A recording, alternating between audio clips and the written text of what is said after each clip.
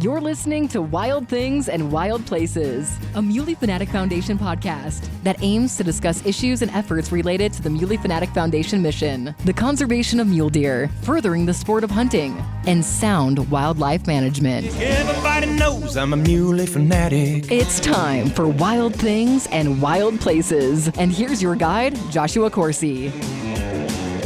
All right, welcome again to another episode of Wild Things and Wild Places. We're actually doing this recording at the events complex as part of Mule Deer Days. One of the vendors that are out here, we were excited to be able to showcase and talk about this particular vendor and what they offer, but then also their partnership with the foundation moving forward. And I'm visiting here this morning. Got Joey with me. Good morning, Joey. Good morning. And from Dead Air Silencers, Christian. Good morning. Good morning. Thanks for having me. Thanks for being here. And you're from Louisiana with a last name like that. That's a Cajun name all day, isn't it? Definitely Cajun from South Louisiana, yes. But living in Texas last 12 years, but I am a Louisiana guy for sure. Yeah, Christian Chatellier. Chatellier, yeah. Chatellier. Yeah, good. You did good on that one, actually. Yeah. No, I knew when I seen that name, I was like, that's Cajun. That's all Cajun. Day long, Yes, right sir. there. Yes, sir. A home for you? Home is in Glen Rose, Texas, just southwest of Fort Worth, about an hour and a half. Okay. We're in the beginning of the hill country. Nice. Yeah, real nice. So pretty area. good trek for you to get to Mule Deer Days. It is a long trek for me, and of course I flew the nice blue sky, but it is a long trek into Salt Lake, and then one of my reps, Robbie, drove me out here. He says, hey, I need to pick you up. You need to see the hillside. You need to see the country. So I love this area. Yeah, this is quite different from where you're at. Huh? I'm a Even flatlander. the temperatures, right? I wake up yesterday and it's 24. Today's 30. He's like, what is this white stuff falling from the sky? We don't know what that is. That's what the other day when you were setting up, you're like, what's this white stuff up on the mountain there? Yeah. I love it, though. No, thanks for being a part of the show. First impressions of the show before we jump into Dead Air Silencers? I was at awe when I walked in and I see things set up already with the type of mule deer up here. I'm a mule deer hunter now. I never thought I would be involved with anything mule deer, but now seeing what y'all have and what y'all do, this is an amazing job y'all do. And even with the vendors, like these vendors bring some really cool stuff, and you can see and you can tell how dedicated people are to this. I'm eager to watch this grow because I think you're doing a darn good thing here. I appreciate that, Christian. Yeah, thank you. Yep. I think we have a vision and a hope of what this will be, and I think we're moving it in the right direction. But it's companies like yours that are a part of this that are going to make this grow. So we're in this together. And speaking of that, Dead Air Silencers, you've made it known. You, as a company, you guys are moving towards the hunting industry as a whole. That's a priority for you? It is. We'll never leave our roots, which is tactical, which is providing just good silencers for everybody. We'll never leave that grassroots for what we know how to do, but we are adding the hunting side because we know there's a huge need for it. It's not just a want to be there, there's a need for it. Yep. And then with the passion of like myself, that if you think of what you do on a daily basis, what you live and breathe for other than your family, because family, God and family's first. But if you think of that one thing that's next, what is it? Mine, and just like y'all, we are passionate about hunting and about animals, and not just to kill an animal, but to preserve conservation. So that's really important for us. So going forward, yeah, we want to have a mark in the hunting industry, the hunting side of the industry, if you will. Yeah, when you think about silencers, if you've never had a suppressor or a can or whatever you call it, there's this notion that it is associated with the tactical aspect of it. And I think Sure. I think the more folks understand where the role of suppressors or silencers are within their shooting activities and shooting sports, it's actually something that is much needed. It is needed. And I play on my iPad at my booth. If you'll come by, you've probably seen it. I play some video of us videoing taking animals at distance and close distance with a silencer, and to show you what it does for the shooter, not needing hearing protection, follow-up shots, other animals, you're not making the other animals run, having them not scare. Because there's one shot that I do on a deer at like 300 yards, a mule deer, and take an animal with a 300 wind, and none of the other animals run. They just stay there. Yeah. It's pretty cool. It is. Right? Cool. And you're introducing larger calibers or calibers that you would hunt with to females, to young hunters, to young shooters. Your fundamentals of shooting improve. Significantly, I would imagine. Huge. Yeah. It has a place. It has a place. The one thing that's always surrounded just the idea of getting a silencer or suppressor is it's a process, and it takes a lot of time, and there's all these hoops you got to jump through. That's really been streamlined here in the last year, especially. Yes, sir, it has. And that's probably been a benefit to the industry, I would think. It has, and it didn't have to be the way it was, but we've had some really good legislation and really good people come in and start backing us, actually from ATF and other people that come in and say, okay, this doesn't seem right. Let's go ahead and try to streamline this. It shouldn't be that way. But the process used to be a lot longer than what it is now. So with e-forms rolling out, that is an electronic form from the ATF and the buyer to combine the silencer together with the two agencies. It streamlines it where you can go in and buy a silencer now when you used to have to wait 6-8 months, a year. It's now days, a week, 2 weeks. So they're getting it in their hand faster. So if you use a store, so we're a distributor company, we sell to the stores.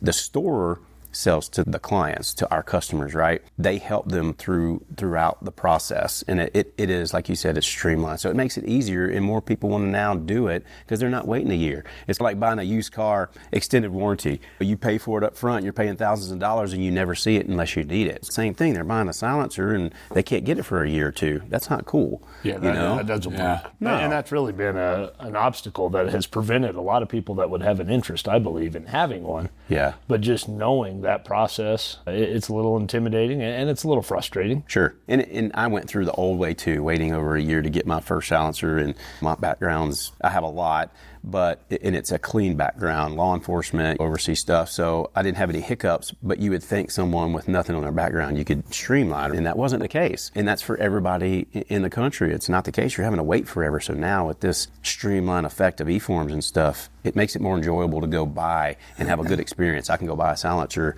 and maybe get a call as I'm leaving the parking lot of my gun store. I'll get to go back and get my silencer, which happened just the other day, not far from here. As a whole, we're seeing the wait times go down. So it makes it a little bit nicer to be able to buy and to have a silencer. Yeah, for sure. The other thing I think that's important to talk about is the cost.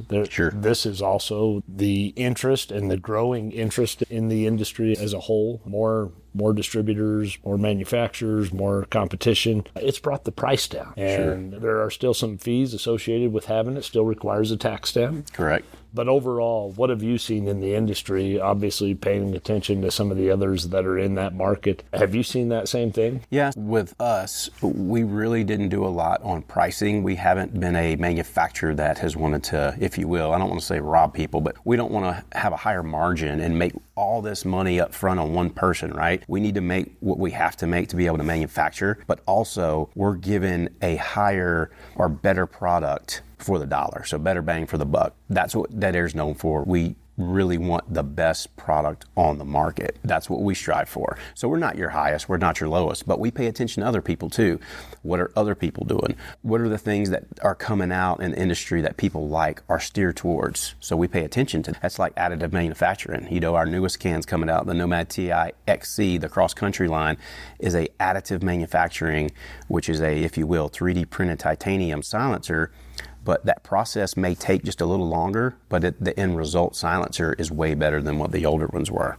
In what ways? So it's going to be lighter, and it will be stronger because you're not welding anything. So the welds, if you will, let's say you have a high pressure 300 rum. If you're shooting a 300 Ultra Mag, that's a high pressure cartridge. It produces a lot of pressure in the rifle, right? It has to come out, and the silencer is the last thing that it passes through. With a weld, that's a high pressure point. That could be a failure point if it were to fail. Not saying it will, just saying if. Right. So now with additive manufacturing, 3D printing these cans, they're all one piece. So there's nothing to no weak fail. spot, yeah. That's it. There's nothing to fail. They're lighter, and we haven't changed the price. Like, we're keeping it there. Yeah. The price is what it is. And let's just go ahead and talk about that. Yeah, sure. Price on those? So price on our new 30 cal can is $10.49. If you want to directly thread it onto your rifle, it'll come with a direct thread hub mount, or our new Xeno mount, which we've been really pushing, and it's a great mount I'd love to show you today. It's $10.99 with that mount and adapter on it. So you have three options. You can do a black, a silver, or an FDE. So we added some colors as well, and that's new for us, adding those colors. And also we have three different models. You got a short, a long titanium, and then a new 338 can. also additive manufacturer out of titanium. Wow, that's impressive. Yeah, that's really cool. staying on top of the market and really being innovative. You have to pay attention. Yeah. And again, we have the hunter in mind. That's why we did these 3 silencers. We had the hunter in mind, being lightweight, but also doing the job of taking high pressure cartridges and being able to go from, let's say, 300 ROM all the way to 223. So we can fit you in any of those calibers in between, and that's a lot. Yeah, I was going to ask about the adapters because this notion that, man, I've got several firearms, and to go through this, pay this tax stamp, buy one to outfit and line out my personal favorites within my arsenal, that could get expensive. But the way you have designed this is you can really have one that will adapt and fit to many. You can have one silencer and fit on 5, 10 guns, whatever you like. And whatever adapter you like, whatever system of applying it to the gun, mount it to the gun, you just need one adapter for the back of the silencer, which it will come with, and then a muzzle device. So it's not that expensive. You can have a muzzle device, or if you just want to go old school and just directly thread it onto your gun, you can do that as well. So you can put it on every gun that you want. Now, if you're really invested in a certain company, and look, we play well with others. We don't just want to hold the market, even though I want to say we want to be the best out there, of course, but we want to make sure that we play well with every silencer company out there. So if you already are invested in certain types of silencers and you have their mounts, we want you to be able to mount our silencer on your gun that you already have invested in the mounts, or vice versa, our mount with their silencer. Right. We know there's a good product out there, and we will say it out loud. Hey, that's a good product. You should stay with that, or at least get our mount for it. So we want to play well with everybody. So we're trying to do that as well. So we're keeping, again, the hunter, the customer in mind before anything else. Yeah, Joey, I think the attraction for me is just being able to know that one, knowing the process, the cost, the investment that's into that, to be able to have something that'll fit on your 223 all the way up into your 30 caliber ranges. I think that's something to be celebrated. I know there's others that are doing that, but to recognize that there's that niche and that need, you can only shoot one at a time. That's right. Yeah. It's kind of music to my ears because that's always been my holdback, and same thing. Spending that much money for each caliber that I had and stuff, and having to try and decide which one should I put this on. Sure. Which one am I going to use the most in? But then you look over and you're like, shoot, I'm going to go deer hunting. I'm going to take this caliber. Pretty cool how you guys have advanced into that stuff. Christian, has there been some advancements in being able to shorten the overall length? I know that's been a concern, especially for some folks that spend their time in the backcountry, are concerned with not only weight, but also the overall length. Yeah, so in the silencer industry, we call a short can a K can, and that's a really short can. That's going to be under your 6-inch mark. So that's going to be your 4 or 5 inch, just under the 6-inch mark. Those cans actually can get a little louder depending on the type of material it's made out of and how many baffles are in it, because it's hard to put enough baffles or systems, if you will, inside of a shorter can, right? Sure. Especially with high caliber cartridges. Let's just use 30 cal, for example, and let's use 300 Win or 300 Ultra Mag or something.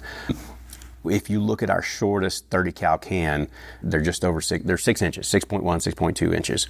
But we've been able to design with this new additive manufacturing different types of coaxial chambers, and the way that they move and the way that they spin or the way that they're sitting inside that can. We're able to trap that gas and air in there for a little bit longer, and then the way that they move. So we're able to do that, but also, like you said, the lightweight, we're able to do that too. And again, this can comes in at under 7 ounces. Yeah. Like, you come by and pick it up, it's holy cow, all the guys that were, and the ladies come by yesterday. One of the ladies actually told her husband, this is the one you need. I don't want to shop Who is anymore. That lady? Yeah, right? I don't want to shop anymore because this thing is so light. I don't have to worry about it on my gun because you can't feel it. A couple ounces, you're really not going to tell, right? Now, we do have a longer silencer that's a little bit quieter because there's more there. There's more to trap. But yes, the shorter you go, the louder it can be, depending on how it's made. But about 6 or 7 inches is where we are on our shortest silencer. But again, you're not going to feel it on the gun. And you know how you're trekking through the mountain for you guys, or I go to Colorado to hunt, and I'm trying to pack this long 24-inch gun, and now I've got another 8 inches or 10 inches on this gun under trees and brush. Yeah, you know it's there because it could get caught or something, but you don't feel the weight and you don't get the tilt of the gun going backwards on your shoulder because there's really no weight extended to it. It is. And that, again, that's the thought process. Keep it light for the hunter. That's why we did it. Yeah. And now as you're trying to move in and have your place within the hunting industry, I don't know what your slogan is as you're moving into that, but man, in my mind, hearing you talk about this is less bang for your buck. Right? I like that. That's cool. Yeah. That is cool. The improvements for not only your hearing protection, but then the overall fundamental benefits of you and your marksmanship are exponentially improved. Big time. Using a suppressor. Big time, because you don't get the jerk of the gun anymore, a jerk of the trigger. Your follow-up shots are quicker because you can actually see impact or not impact for your follow-up shots. And again, the boom too. Like there's a lot of people out there that just don't like loud noises, and I've got, you know, some bad hearing damage from past life, but like my children, teaching them to shoot, they will tell you to your face, I will not shoot without the silencer. I'm not doing it. Yeah. They don't like the sound. And that's not just them. There's a lot of people out there. So let's say we're a team and I'm spotting for you and you're shooting this big elk or mule deer or something. Guess what? I don't have to worry about plugging my ears and staying in either on my camera if I'm filming or in a spotting scope to watch your animal when you're shooting. You don't have to worry about that. Yeah. Bystanders. And you're not that uncivilized person at the range when you're trying to sight in either. So. Right. And you're not training that animal like we hunt a lot of elk here during the rut. Yes. You call that elk in within so many yards, he's bugling that. Last thing you want is him to find out all these elk are learning. I'm not coming to that anymore because there's a big bang afterwards after we come in. 100%. Yeah, you're not training that critter, so. 100%. And again, you're not telling everyone else on the mountain where you're at. Yeah. Where's he at? Where's he shooting? Yeah. That's true, because there's the sound displacement is... It's a good sound, if you will, if you hear different sounds, but it's a good sound when you shoot with a suppressor, silencer, whatever people like to call it. And some people just argue about that. But if you've got a suppressor on your gun and you shoot with it, it's a great sound. Yeah. And you're not scaring every animal in the woods. Yeah. And the notion that some might have that aren't familiar with this, that all you're going to hear is the action of the rifle, that's not true. Even on a 22, there is still, it produces sound. It's just the science of it. The pressure has got to come, and it's got to come out somewhere, as you mentioned, but it is significantly reduced. And yeah, I think the hunting industry needs it. There's other places outside of the United States where they're not regulated like they are here. And it's unfortunate that they are here because they've been made to be this black gun, Black Hawk helicopter, bad. Yeah. And that's not the case. It's actually, for shooting sports, it's actually the very much needed tool to introduce new people into the shooting sports, particularly youth, ladies, you name it. I mean, across the board, I think there's tremendous benefits. I think it's going to continue to grow. Any efforts to continue to push for legislation that would not be so regulated so that this could be more available and an easier process for people to obtain? Yeah, we're pretty close with the American Silencer Association, the ASA, and we try to work with them, and we have guys that go to these meetings with ATF and get on phone calls with them, just trying to keep them informed of what the industry's doing and what we think, just knowing what silencers do on guns and how it actually can help people in different ways. We try to keep up with that legislation, and we have people in other areas and let's say lobbyists that we work with that we give information to, and they actually go to these ATF meetings and legislation stuff, and they actively do it daily. So we try to really keep our hands in that too, just keeping people informed. That's all you need to do, because like you said, it's bad. Silencers are bad, just like certain guns, and they're really not. Right. The old thought process just needs to go away. But yeah, we're very active in that as well. Yeah, the more conversations we can have about it being a tool, correct, and used correctly, that's the conversation that I think the more education, the more information that can be put out there, the better off the industry will be. I imagine the industry in what would you say, the last 5 years, 3 years, has just absolutely blown up. Yeah, probably the last 5 or 6 years, the industry as a whole has blown up, right? Just because of different things, because you can always see a change, you can see a paradigm shift with whoever's in office, whatever new things or anything across the world happen, things change. But for the hunting industry itself, that's changed in the last 2 or 3 years. Right. It really has, especially for us, for silencers. You can see the uptick of sales with certain types of bolt guns, certain types of optics, and silencers as well. And then now, with all of these wait times low, the ATF's, okay, we're going to start making this is the new norm. Your wait times are low, so now It's a huge change. So there's another change that just happened with product, trying to get everybody product. But I think it's a good change for the hunting industry. Yeah, sounds like it. Christian, specific to your role as the national sales manager for Dead Air Silencers, the company itself, we'll talk a little bit about that. Sure. When it was established, how long it's been around, things that you have seen, how long you've been with them. Well, let's have a little history on them, because I think that's important too when you're buying a product, to know the history of the company, to know the people behind the company. Products made in the United States? Yeah, all made in the U.S. That's huge. I think. Dead Air, actually, Mike Pappas, the founding fathers, he's the godfather of the silencer industry. If you ask anyone in the silencer industry Mike Pappas's name, he had something to do with most silencers out there just because of his engineer background. He was actually an auto guy, and he wanted good product. So 12, 13 years ago, he formed Dead Air. But before that, he was one of the founding fathers of Silencer Co. So one of the earlier silencer companies as well, one of the largest ones that are around. So he started that company. So he came off and started Dead Air. He's wanting just to do different things, different ways, and he started this company. And what Dead Air was known for was high quality and great customer service. And we're a very small company still. We have a rep group works for us, not 3 now, but as small as we are, we do more work than the largest companies out there. And when larger, I just mean people-wise. You may have a company A over here, try not to get into too many names, but company A may have 150 people. We have 30, and we do the same amount of work, the same amount of everything with 30 people. Now, with that is growing pains. We've had some growing pains because we grew really fast, but we've hired new people. We've put better systems in place because we saw the need for it, right? We're like, okay, there's an issue here. We need to take care of this. But we were always known as customer service, greatness in customer service, and we still are. If there's ever an issue, you can always get a hold of us. Like, we're going to talk to you. And again, that's what we were known for. So we've been around for 12, 13 years now. We're in the very top 1 or 2 always in the country for silencers. Dead Air's been around long enough for people to know the name, and again, people know it as high quality. We have some great contracts with government stuff, and that goes through a rigorous, if you will, training, background, testing, stuff like that.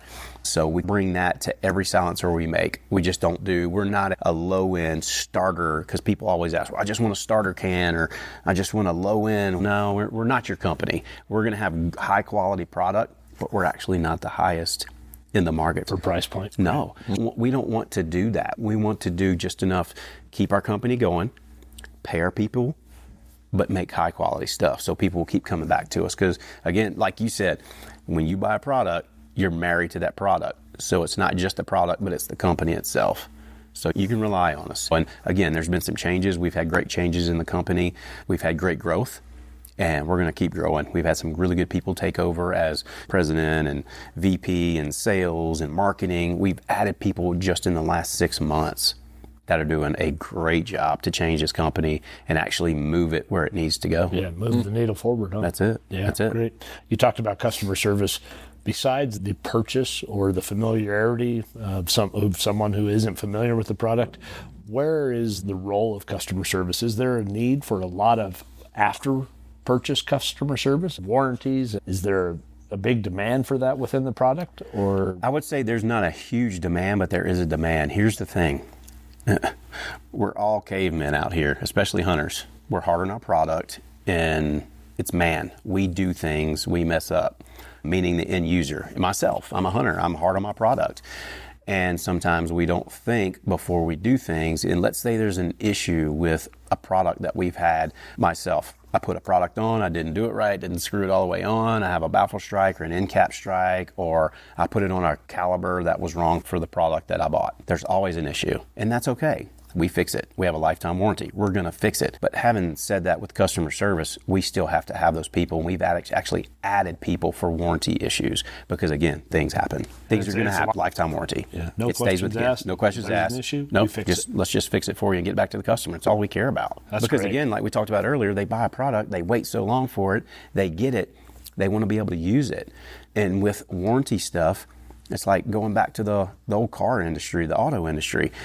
How many vehicles are returned for warranty repairs and stuff, and you spend $50,000 to now $90,000, $100,000 for a truck, right? our percentage is so low on returns, it's under 0.1%.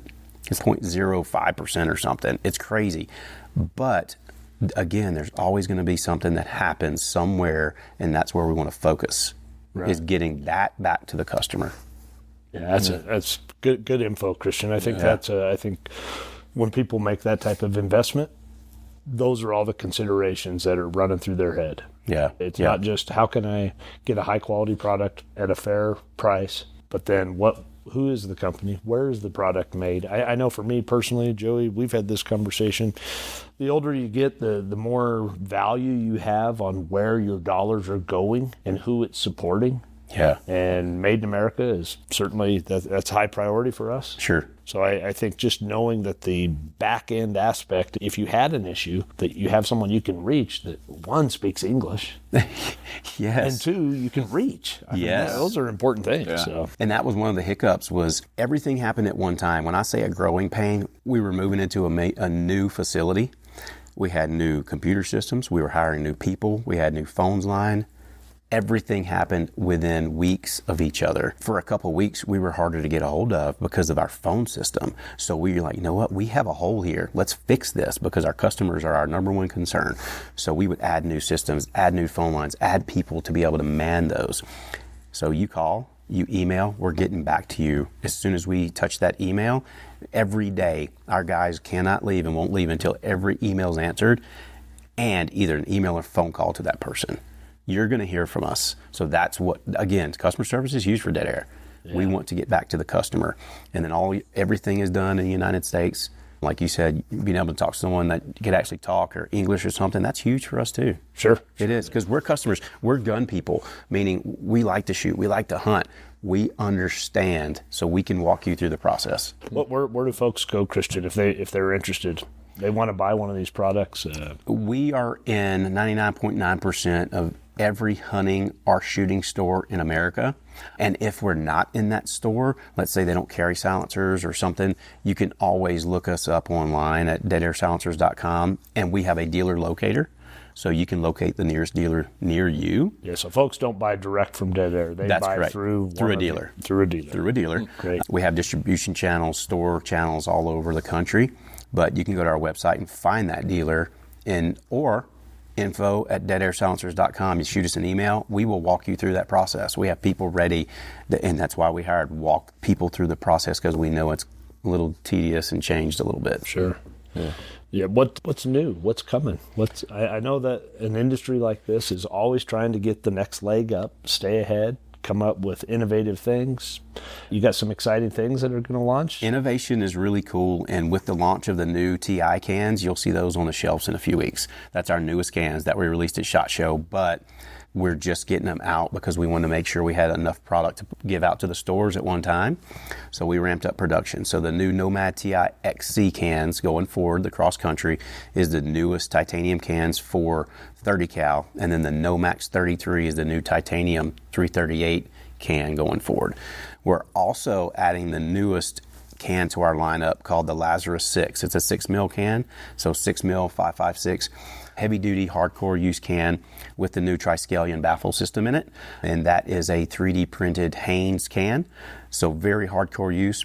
But the idea of that is low back pressure vented design, and we have a exterior addition to that called the Boreas system, and you can actually tune your own back pressure without touching your rifle. Really cool design. So nobody's done that before, so we're really happy about that. We got a lot of looks at SHOT Show. That's a can that hasn't been released to the public yet, but it will be about Q3 is what we're looking for, I think. So those cans are the newest. So those are 4 new cans, which 3 different designs or colors of each one of those. So that's a lot of silencers to come out. Boy, so that's 3, 6, 9. That's 12 new silencers coming out this year. Wow. Huh. That's great. That's awesome. Huh. It's good to see that type of progress of a company internally, to be able to have the vision, have the passion, have the drive to be able to continue to add and add. I think that's how you stay in your place within the market. Innovative. A lot of people have chased this Nomad line, and we keep talking about the Nomad TIs because that's just been a flagship can for hunting for us and for 30 cal. A lot of companies have chased that design because it sounds that amazing, and it's just a reliable silencer. And that's why we keep it, because it does a great job. And we're just innovating to that now with additive manufacturing, right? That's been a can that people have just chased because it's that good. So we're going to keep that. We're just going to make it better now.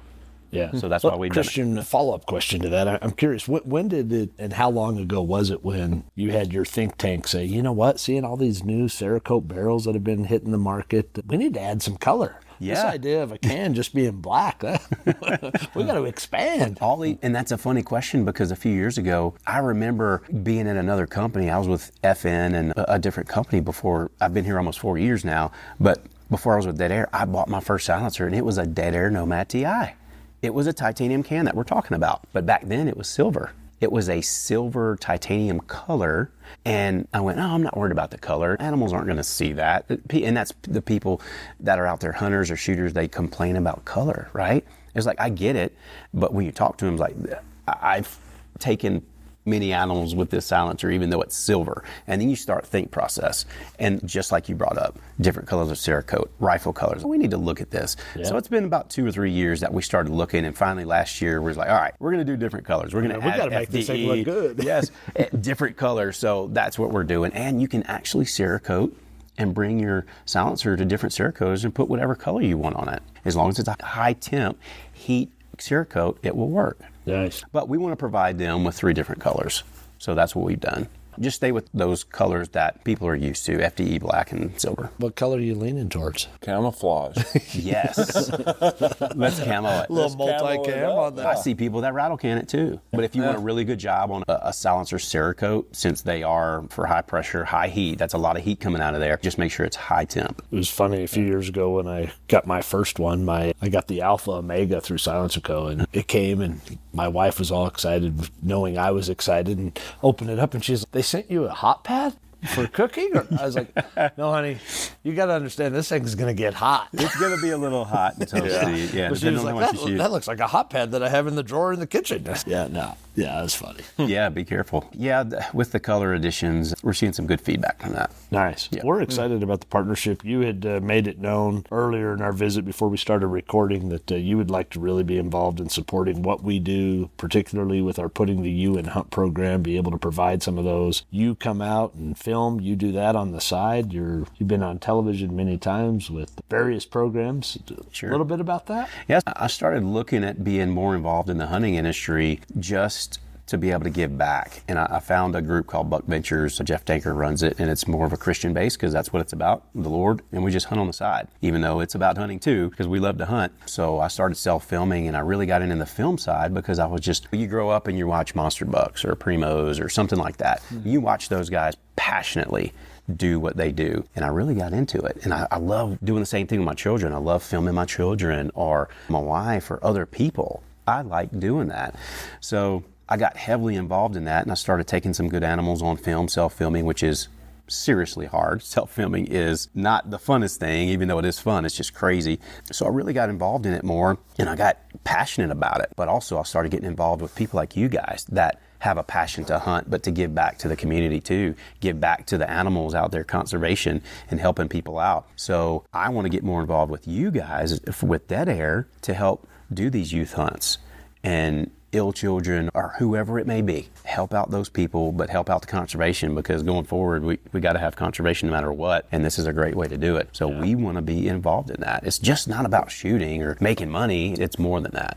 Absolutely. So we want to be involved with that. Yeah, we appreciate that. And I can tell you, because our youth hunts, when these children come in the fall, the very first day that they're here, it's a day at the range. Yeah. We've learned this over time. We've developed this and streamlined the process to really put an itinerary forward for success. And now we start with a range day. They don't get here and then we go to the field. And even last year, you remember the young gal that we had, Kaylee, the time on the range and flinch, the intimidation of the firearm really was, it was an obstacle that we had to figure out, how are we going to overcome this? Because you got to get that skill set down. That's right. And that's in a calm environment. You're in a flat, you're on a bench, and then you're going to take that and you're going to go to the field, and you're not going to have that. That's right. Potentially, it could, you may be sitting, you may be prone, but it was the recoil that she was very intimidated by that particular firearm. And I think this is going to be something that will be incredible when we can do this at the range, because we've had children that have actually never hunted before, several of them. This is their first hunt. And we've always tried to implore upon mom and dad, before you come to Wyoming, spend this time on the range. You're going to have the comfort level with your child way more than we would. However, that being said, we've also had parents say it's trying to teach your own kid. So sometimes someone else doing it would have a lot better opportunity to be able to make that connection and learn those fundamentals. And I think with dead air silencers equipped with these firearms that we're letting these children utilize for these hunts, I think it's going to be a game changer for some of these kids. I think y'all are going to see that. Yeah, for sure. And I think what we'll do is, I've got an idea for you. Okay. We'll get you a 22 can, put it on a 22. That's the first gun your child shoots that comes out, because there's no recoil and there's very little sound. It is seriously the quietest silencer we make. It is that quiet. I wish I could show it to you here of how it sounds. It will take the flinch out. It will take the scare out of them. Let them get comfortable behind that 22. And I said, okay, we're going to go to the hunting rifle now. It's not much more. And then you let them hear it. Let someone shoot it with a silencer on it, and it calms them. Oh, wow. It is quiet. And they see it's not recoiling or anything, and then jump up to that can. So we'll get you some silencers. That way you can utilize it. Because, again, giving back to especially the children, if you look at we were talking earlier, if you look at the hunting market in general, we were losing the hunting market. We were losing the children in the hunting market, in the hunting industry. That was a problem. Because we grew up doing it, right? Yeah. We were taught that way.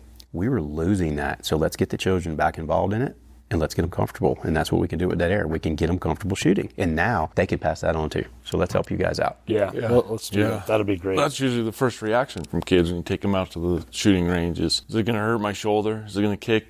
How loud is it? Just to have that relief of no sound, no kick, anything like that. And many of our kids come from all over the country and in other places where they're not hunting elk particularly. Right. So I've hunted with a 243 or, and now you're jumping up to a 308 or you're jumping up to a 7 mag, and it's a big jump, right? It's a mind trip. Yeah, it is. And it can be. So I think as we move forward to know that we can add and implement these other steps that would really just provide the comfort. And what really prompted us to put a lot of emphasis on this range day prior to the day of day one hunting was having some experiences in the field where an animal was wounded and then needed the follow-up shot for the kill shot, and then the emotions that come with that, watching that critter run for 75 yards with a leg flopping. And right. So it was like, we need to go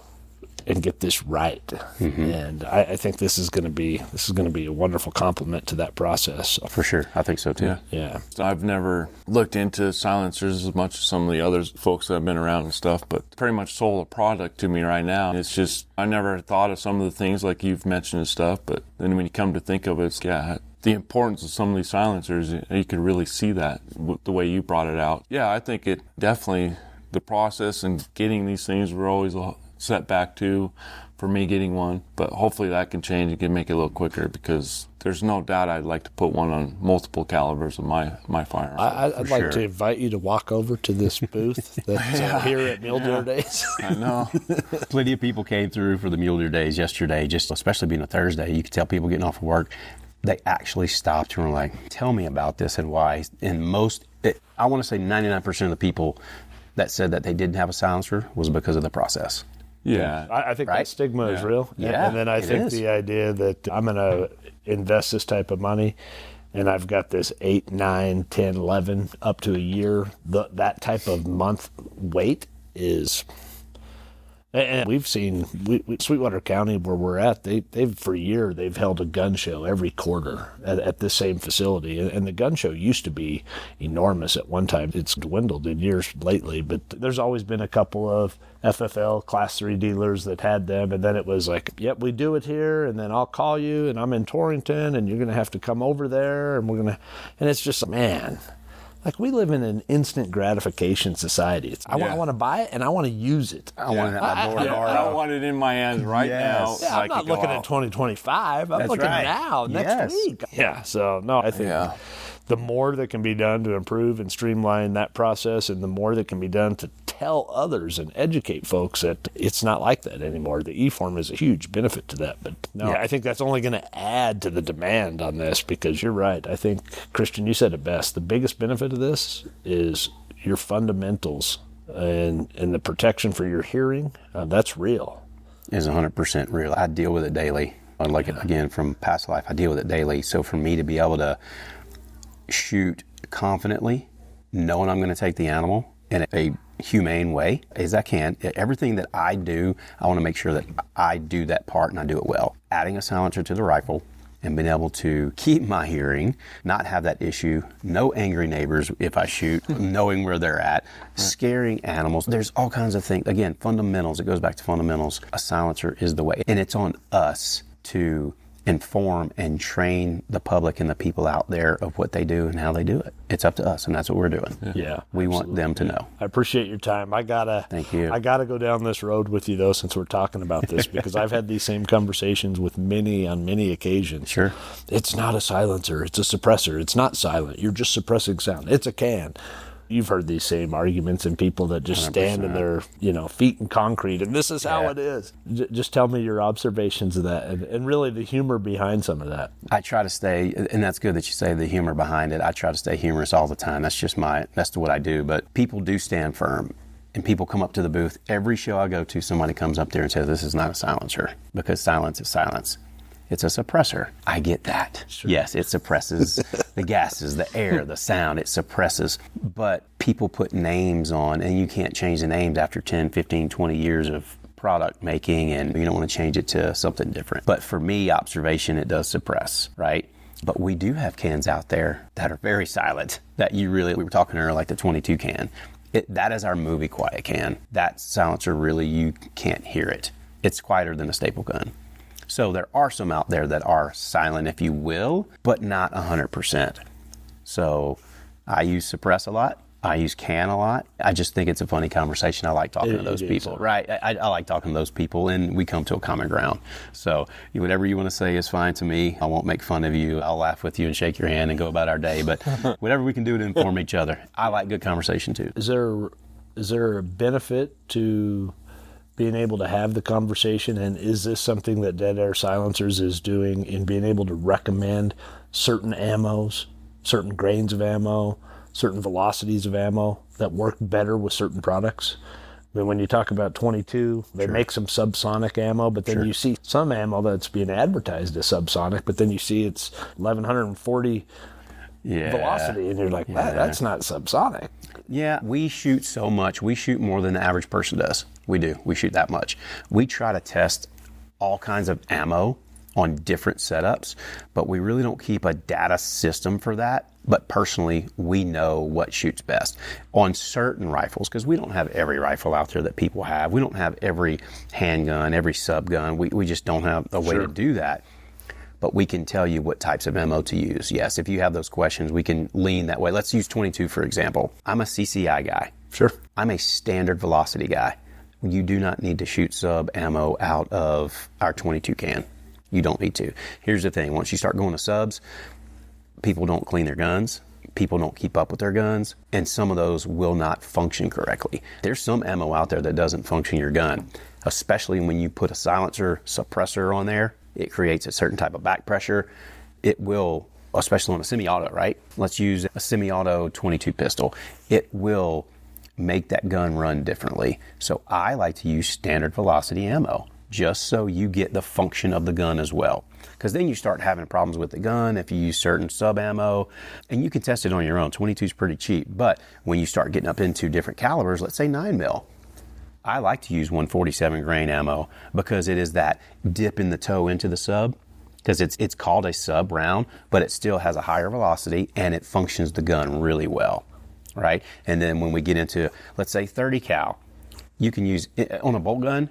Don't worry about anything. Use whatever ammo you want. If you like a certain ammo, use that ammo. Copper or lead? Yeah. Doesn't matter. So when we get back into that, like that handgun style, 44 special or 357, 9 mil, 10 mil, 45, get a higher quality ammo if you're using lead rounds, because you don't want it to break up. Because if you have a very low quality ammo that is very unsustainable and you don't know where it's made, I can name some names, but I won't do that.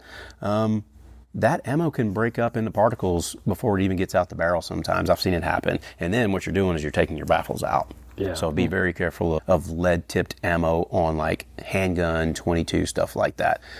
Going into high caliber cartridges for your rifles, you're okay. You're good there. Okay. On the, you mentioned you like the 147 grain. I do. But you can shoot 115, 124 grain. All day long. Yeah. I shoot a lot of 115s and 124s. I do. Depends on what kind of shoot I'm at, where I'm at, inside, outside, because that has another thing. If you're shooting in an indoor range, you're not getting the full capability of that silencer. Because you still have walls. What's that? Yeah, we have those in Texas. You got those in Texas? Man, and look, that's funny. I'm riding out here before the show the other day on Thursday morning, and we're looking for gophers, and they're like, hey, we can just go right here. This is open land. We can just go sight our gun in. Land, Wait, what? Wait, what did you say? You don't got Texas? that, do you? Well, we've got some public land in Texas, but you got to bow hunt it. There's not public land you can just pull off and shoot like that. Yeah. And I saw that in a couple different states while I'm up here. I'm like, man, this is it. Yeah. This is amazing. Don't tell anyone. I'm not saying anything, but you may get me as a visitor here every year.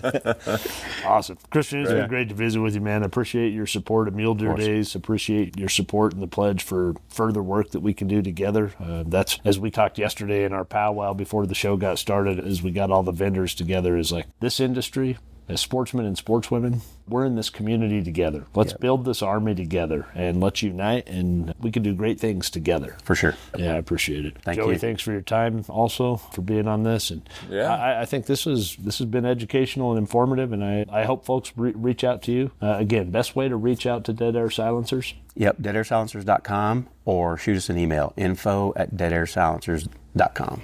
All right. That's another episode of Wild Things and Wild Places. Check them out. If you got any questions, reach out to Christian directly. You can hear it in his voice. He's passionate about the industry that he represents. It's not just a JOB for him. This is something that is a way of life for him, and he's certainly a good ambassador for Dead Air Silencers. So talk to him. Until next time, happy trails. And that wraps up another episode of Wild Things and Wild Places.